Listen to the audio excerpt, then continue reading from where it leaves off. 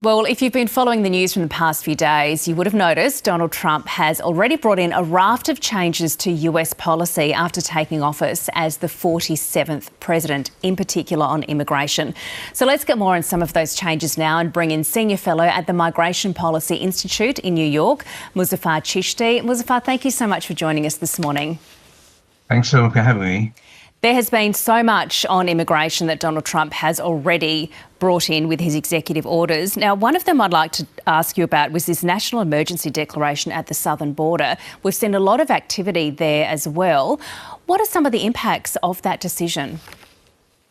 Well, the decision does a number of things. First of all, invokes that we have an idea of an invasion at the border, and the national emergency that follows that allows the president to release resources, both in personnel, transportation, infrastructure, to help the Customs and Border Patrol people to monitor the border more effectively.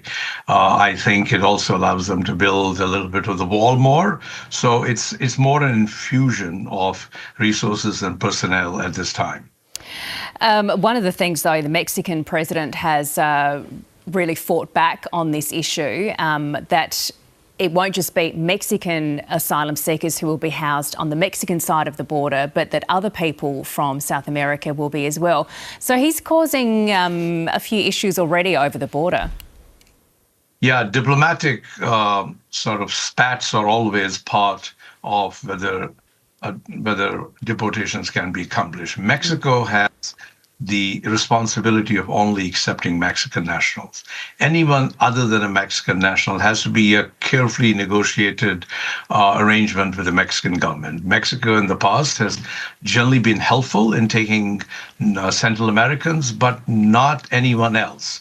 So if the president and his colleagues want to have mass deportations at the border, they have to get much more cooperation of Mexico. And what price Mexico extracts for that, we don't know.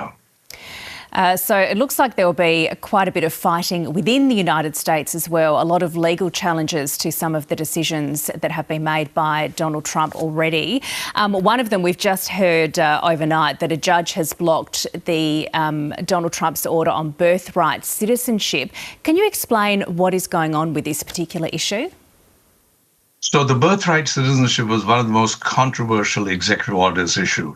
This goes against 250-year history of the nation, that till today, everyone who's born in the United States, no matter what the legal status of their parents is considered citizen of birth. The exceptions to this are children to diplomats, because they're not subject to the laws of the United States.